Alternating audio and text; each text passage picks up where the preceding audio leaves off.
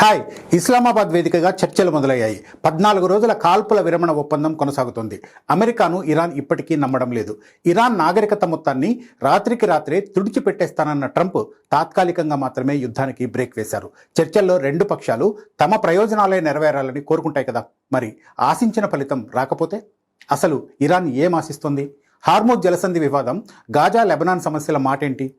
ఇజ్రాయెల్తో కలిసి ట్రంప్ ఆడుతున్న యుద్ధ క్రీడలో డెడ్లైన్ ముగిసేలోపు ఏం జరగవచ్చు? ఏప్రిల్ 7, 2026న అమెరికా ఇరాన్ మధ్య కుదిరిన 2 వారాల కాల్పుల విరమణ ఒప్పందం ఉద్రిక్తతలకు తాత్కాలిక విరామం ఇచ్చింది. తమ సైనిక లక్ష్యాలు నెరవేరాయని, త్వరలోనే సుదీర్ఘ ఒప్పందం కూడా కుదురుతుందని ట్రంప్ ప్రకటించారు. అయితే హార్మోజ్ జలసంధి గుండా వెళ్లే నౌకలు తమ సాయుధ దళాల సమన్వయంతోనే వెళ్లాలనే షరతుతో ఇరాన్ ఈ ఒప్పందానికి అంగీకరించింది. నెలల తరబడి క్షిపణి దాడులను ఎదుర్కొన్న ఇరాన్ ఈ 2 వారాల సమయాన్ని ఊపిరి పీల్చుకోవడానికి వాడుకోవాలని చూస్తోంది. చర్చల ఫలితాలతో సంబంధం లేకుండా సైనికంగా బలోపేతం కావడానికి, నాయకత్వం పట్ల ప్రజల్లో మనోధైర్యాన్ని పెంచడానికి ఇరాన్ ఈ సమయాన్ని ఉపయోగించుకుంటోంది. కానీ ఒప్పందం జరిగిన కొన్ని గంటల్లోనే ఇరాన్పై ఇజ్రాయెల్ దాడులు కొనసాగించడం ఈ చర్చలకు విఘాతం కలిగించేలా కనిపిస్తోంది. అమెరికా ఒప్పందానికి అంగీకరించినా ఇజ్రాయెల్ దానికి కట్టుబడి ఉంటుందన్న గ్యారంటీ కనిపించడం లేదు.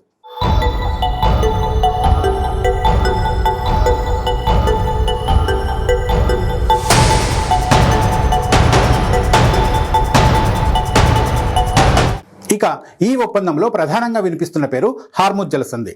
దీనిని తెరిచేందుకు ఇరాన్ అంగీకరించడం వల్లే అమెరికా ఈ ఒప్పందం కోసం ముందుకొచ్చింది. అయితే రవాణాకు అనుమతి ఇస్తామని చెప్పిన ఇరాన్ అది పూర్తిగా తమ సాయుధ దళాల పర్యవేక్షణలోనే జరుగుతుందని స్పష్టం చేసింది. ఇది యుద్ధానికి ముందున్న పరిస్థితులకు పూర్తి భిన్నం.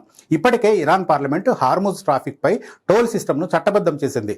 ఇరాన్, ఒమన్ మధ్య ఈ రవాణా రుసుమును పంచుకోవడంపై యుఏఈ, ఖతార్, సౌదీ అరేబియా వంటి అమెరికా మిత్రదేశాలు తీవ్ర అభ్యంతరం వ్యక్తం చేసే అవకాశం ఉంది. హార్మోజ్ జలసంధిపై ఇరాన్ పట్టు సాధించడం అమెరికాకు మింగుడు పడని పరిణామమే. ఒకవేళ భవిష్యత్తు ఒప్పందాల్లో ఈ రుసుము వ్యవస్థ శాశ్వతమైతే అమెరికాపై తీవ్ర ఒత్తిడి పెరిగే ప్రమాదం ఉంది. ఈ కాల్పుల విరమణ ఒప్పందం గాజా లెబనాన్ సమస్యలను పరిష్కరించేలా కనిపించడం లేదు. 2025 ప్రారంభం నుంచే కాల్పుల విరమణ ఉన్నప్పటికీ హమాస్పై ఇజ్రాయెల్ దాడులు కొనసాగుతూనే ఉన్నాయి. పాకిస్తాన్ మధ్యవర్తులు అన్ని వర్గాలను కాల్పుల విరమణ పాటించాలని కోరినా ఇజ్రాయెల్ ప్రధాని, అమెరికా ఉపాధ్యక్షుడు జేడీ వ్యాన్స్ ఆ వాదనను తోసిపుచ్చారు. మార్చిలో దక్షిణ లెబనాన్పై ఇజ్రాయెల్ దాడులు ప్రారంభించినప్పటి నుంచి హిజ్బుల్లాతో పోరు కొనసాగుతూనే ఉంది. కాబట్టి వాషింగ్టన్, టెహ్రాన్ మధ్య ఎలాంటి ఒప్పందం కుదిరినా ఇజ్రాయెల్, హిజ్బుల్లా మధ్య పోరు ఆగే అవకాశం లేదు. ప్రస్తుతం ఉన్న పరిస్థితుల్లో ఈ 14 రోజుల కాల్పుల విరమణ తర్వాత 3 పరిణామాలు జరిగే అవకాశాలు స్పష్టంగా కనిపిస్తున్నాయి.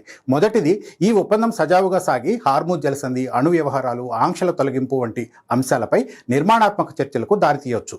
రెండోది, గతంలో జరిగినట్లుగానే ఈ చర్చల సమయాన్ని ఆసరాగా చేసుకుని ఇజ్రాయెల్, అమెరికా ఆకస్మిక దాడులకు దిగే అవకాశం ఉంది.